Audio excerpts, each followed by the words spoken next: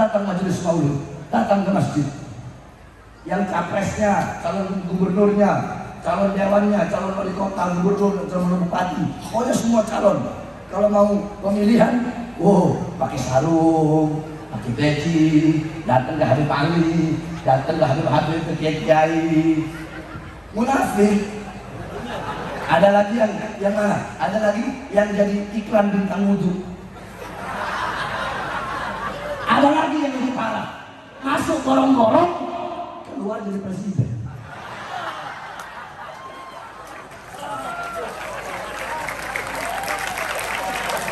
Muka boleh polos, muka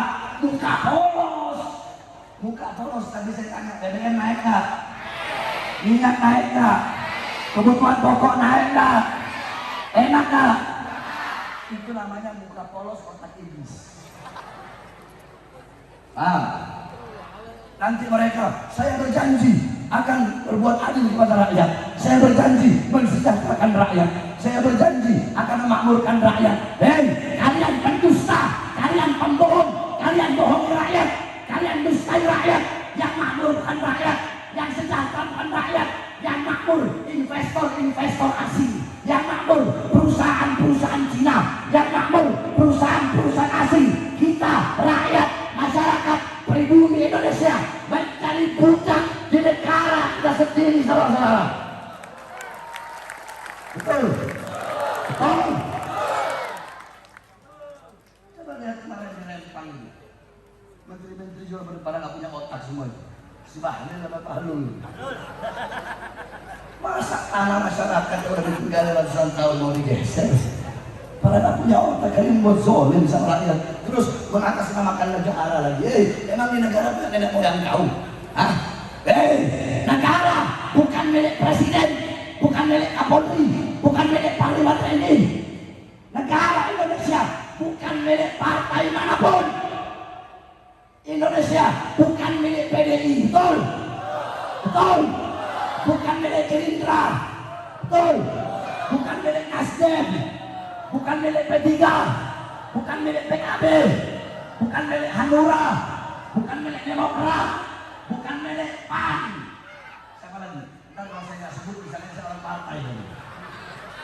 Bukan milik PSI, tetapi negara Indonesia adalah milik kita semua, bangsa, masyarakat, dan rakyat Indonesia, saudara-saudara. Allahu Akbar. Allahu Akbar. Saya tanya, gaji mereka para pejabat dari siapa? Jawab yang keras, dari siapa? Dari siapa? Gaji mereka dari siapa? Rumah dinas mereka dari siapa? Mobil mereka dari siapa? Dari rakyat, keringat rakyat, darah rakyat. Kalian harusnya melayani rakyat. Jangan macam-macam dengan rakyat, jangan mempermainkan rakyat, jangan bikin rakyat seperti binatang. Kurang ajar kalian, mentang-mentang punya pangkat, punya jabatan. Makanya kenapa Habib Rizik, saya 9 kali masuk penjara, saudara-saudara. Keluar masuk penjara. Kenapa? Karena yang saya sampaikan kebenaran, suara-suara keadilan, membela rakyat.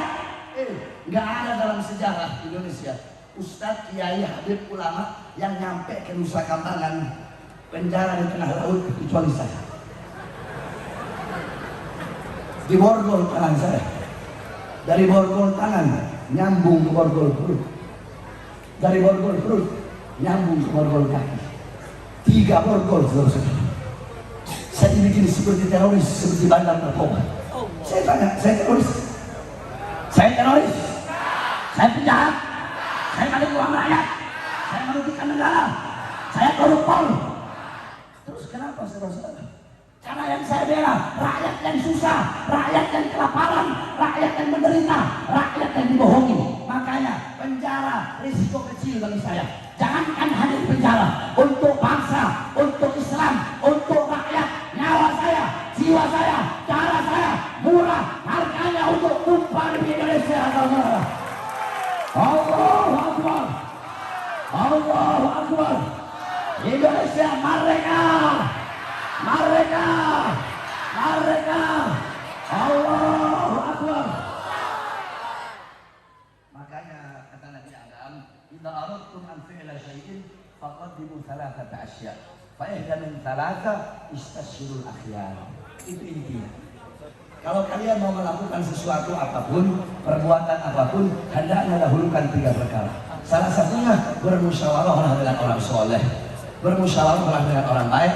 Begitupun dalam memilih pemimpin, kita harus minta pendapat nasihat ulah, tuntunan ulah. Tapi jangan ulama yang bisa disuap, jangan ulama yang bisa disogok. Sebab sekarang banyak ulama anjing. Bukan anjing orangnya, bukan anjing, lebih anjing dari anjing. Loh, kok bisa Habib berani bilang gitu ya? Saya tanya, anjing kalau kita kasih makan setia nggak? Setia nggak? Ada ulama Allah kasih anugerah, Allah kasih ilmu, Allah kasih keutamaan, Allah kasih rezeki. Tetapi alimun alladzi yaj'alu ilmahu tabi'an li ra'yil muluk. Ini orang alim, dia menjadikan ilmunya untuk mengikuti kemauan penguasa. Penguasa maunya yang haram jadi halal, dia cari-cari dalil untuk mengharamkan yang halal. Penguasa maunya yang halal jadi haram, dia cari-cari dalil untuk menghalalkan yang haram. Khianatnya sama Allah. Khianatnya sama Allah.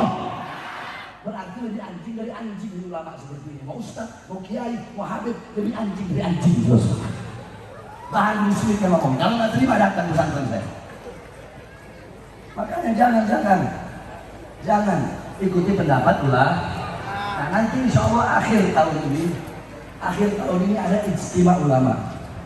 Nanti para ulama-ulama yang istiqomah semuanya bakal berkumpul. Di situ ada ahlul halli wal adli, yakni ahlul halli wal adli syauka wasaqwa, dan ulama masa panjang harus menjelaskan. Intinya kalau ada 2 pilihan yang baik capres, 3 pilihan baik, 4 pilihan baik, yang dipilih adalah yang paling baik.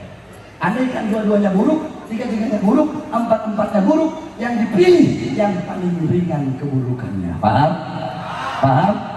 Saya tanya semua yang hadir, nanti 2024 siap ikut komando ulama? Siap ikut komando ulama? Siap ikut komando ulama? 2024 siap ikut komando imam besar? Siap memenangkan siapapun calon yang dipilih dalam hasil ijtima ulama? Siap menangkan walaupun berdarah-darah, siap.